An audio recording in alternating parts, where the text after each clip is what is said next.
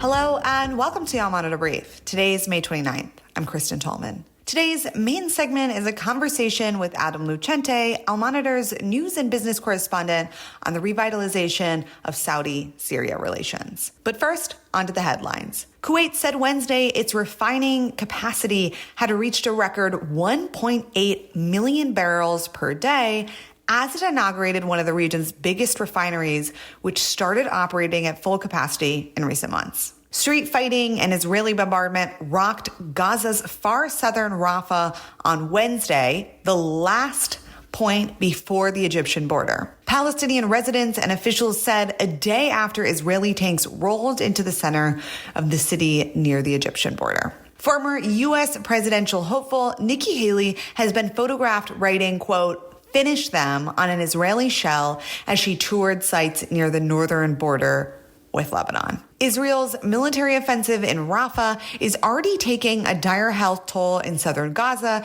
and if it continues, substantial increases in death can be expected, a top World Health Organization official warned Tuesday. U.S. President Joe Biden has no plans to change his Israel policy following a deadly weekend strike on Gaza's Rafah, but is not turning a, quote, blind eye to the flight of Palestinian civilians, the White House said Tuesday. Here's a clip of John Kirby, the National Security Council spokesman, pointing to such. The whole area of Rafah, Ed, is densely populated. Now, there has been 1 million or so who have evacuated Rafah proper, but it's not like they're going all that far away. The whole area is densely populated. So how does this not violate the red line that the president laid out? As I said, we don't want to see a major ground operation. We haven't seen that at this point. How many more charred corpses does he have to see before the president considers a change in policy? We don't want to see a single more innocent life taken. And I kind of take a little offense at the question. No civilian casualties is the right number of civilian casualties. And this is not something that we've turned a blind eye to, nor has it been something we've ignored or neglected to raise with our Israeli counterparts, including, Ed, this weekend as a result of this particular strike. Now, they're investigating it, so let's let them investigate it and see what they come up with. But the president doesn't have like a personal limit to this? The president has been very clear and very direct about what our expectations are for Israeli operations in Rafah specifically, but in Gaza writ large.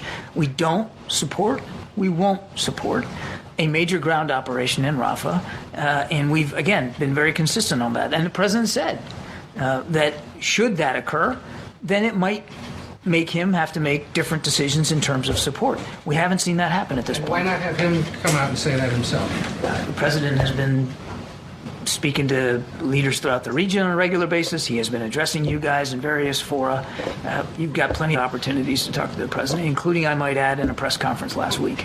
And the White House said Tuesday it doesn't support sanctions against the International Criminal Court as its chief prosecutor seeks arrest warrants for senior Israeli leaders, as well as Hamas's Sinwar and Haniyeh. Israel's airstrike that killed at least 21 Palestinian civilians in western Rafah on Tuesday has added to the public outrage in Turkey and sparked more protests in the country. The U.S. military has halted deliveries of humanitarian aid to the coast of the Gaza Strip after a temporary floating pier suffered significant damages due to bad weather and high tide. Now, on to the main segment. Hey, Adam. Welcome to the Al Monitor Brief. Thanks for having me. So, Adam, this week it was announced that flights between Saudi Arabia and Syria had resumed, not in full passenger capacity, but for religious purposes. Can you just walk us through some of the latest developments that show that tensions with Syria, or rather diplomatic relations with Syria and other countries in the region, seem to be thawing? Yeah, so this is a good example of Syria's thaw with the Gulf and Arab states more widely. A Syrian official said that 270 pilgrims took a flight from Damascus, the Syrian capital, to Jeddah for the purpose of the Hajj pilgrimage, which will start next month. And he said that more flights are coming. This is the first flight of its kind since 2012, when flights between Syria and Damascus were suspended. Bilateral relations also suspended at that time. And it's worth noting, however, that these flights are just for the Hajj purpose. It's not regular flights between like Damascus, Aleppo, and Riyadh and Jeddah. That isn't happening yet, but the official said that a flight has happened and that more flights for the Hajj pilgrims are expected in the coming days. Okay. And if I'm not mistaken, there's been a new appointment of an ambassador, a Saudi ambassador to Syria, correct? Exactly. So yeah, Saudi Arabia announced a new ambassador, Faisal al-Mushfel. He'll be the Saudi ambassador in Damascus, and that's also a first since 2012. He will be the first Saudi ambassador in the country since relations were cut that year. And over the weekend, there were also some meetings between Syrian and Saudi officials in Riyadh and also in a conference in Geneva, lower level talks about bilateral cooperation. But the big thing here is just days before the flights were announced, Saudi Arabia announced a new ambassador, first time in more than 10 years, to Syria. Yeah, so Syria is making a sort of gradual return to the Arab fold. They were suspended from the Arab League in 2011 when President Assad's violent crackdown on protests and at the start of the civil war began. I mean, how significant is it that 12 years later, even if these are just Hajj flights, but with the appointment of an ambassador, I mean, how significant are these moves? And should we be watching this? It's very significant. I mean, it's been like gradual. Like Syria was readmitted to the Arab League last year. Saudi Arabia and Syria resumed ties at that time. But in a more longer term sense, the Gulf and Arab states have been kind of recalculating their Syria policy for several years.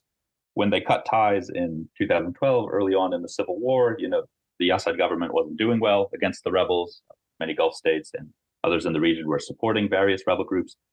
But Assad began winning in 2015 with the Russian intervention, and that led to a kind of recalculation among states in the region, realizing that they do need to deal with the Assad government again. So these little things like the Hajj flights, the ambassador, lower level meetings, it just grants the Syrian government more legitimacy in the region.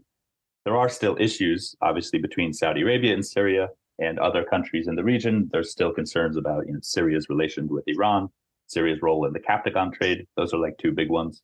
But these little things, they add up and they just further boost Syria's normalization and reintegration politically into the Arab world. And what's the last thing from my end is, what's the incentive for regional partners to reinvigorate ties with Syria? What's the advantage from their focal point?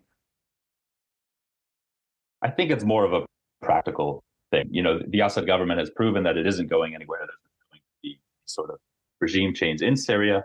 So it behooves countries in the region to, reach out and, establish some sort of relations with Syria. And in Saudi Arabia's case specifically, this is not really new, this reaching out to Syria, because just a few months, also last year, but a few months before they resumed ties with Syria, they resumed ties with Iran, their main geopolitical foe in the region, in a deal brokered by China. So this is just part of, it's part of Saudi Arabia's continuing efforts to reach out to countries it doesn't necessarily get along with and establish relations as opposed to not having relations. Yeah, for sure. Okay, Adam, thank you so much. We really appreciate it. Thank you. That's it for today, May 29th. You can read all these stories and more impacting the region at allmonitor.com.